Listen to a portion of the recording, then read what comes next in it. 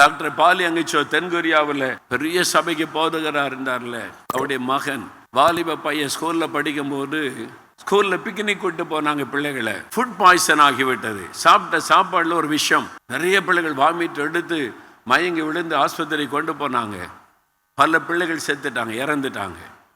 பாலியங்கச்சோடைய மகனும் இறந்துட்டான்னு செய்தி அவருடைய ஒய்ஃபை ஃபோன் பண்ணுறாங்க. ஒரு ஆஃபீஸில் இருக்கிறாரு, எங்கே இருக்கிறீங்க, என்னாச்சு, மகன் செத்துட்டான்னு சொல்கிறாங்க, பிக்னிக் போன பையன் இறந்துட்டான்றாங்க. ஓடி வந்தார். அவருடைய கூட இருக்கிற ஊழியக்காரங்க எல்லாம் ஓடி வந்தாங்க. வீட்டுக்கு அதுக்குள்ளே அனுப்பிட்டாங்க. ஆஸ்பத்திரியில் இந்த பெண்ணத்தை கொண்டு வந்தால் நீல நிறமாக்கி விட்டார் பாய்சன்னால.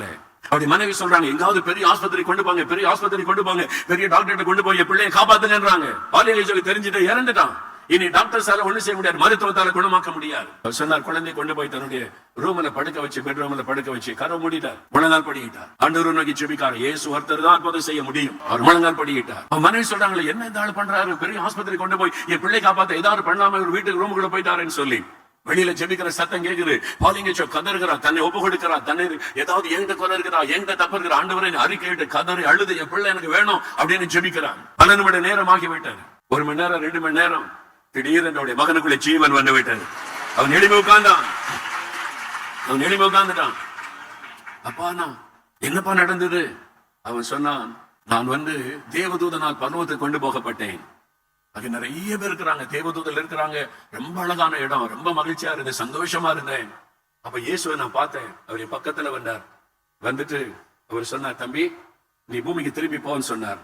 நான் போக மாட்டேன், இங்கதான் நல்லா இருக்குது, சந்தோஷமா இருக்கு, இங்கதான் இருப்பேன், போக மாட்டேன்னு சொன்னேன்.